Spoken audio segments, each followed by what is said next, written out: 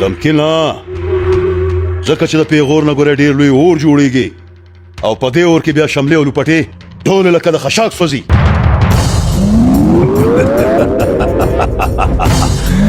چې د پیغور نه دومره یریږي نو خپلې بیزو ته په غاړه کې زنځیر واچوه چې سکندر پسې نه راځي، ځکه چې تاسو ته پته ده چې سکندر زما وخېدی او هغه سره زما خور ناسته ده. که بیا مې هغه سره ولیده نو 2 ټوکرې به کم درله.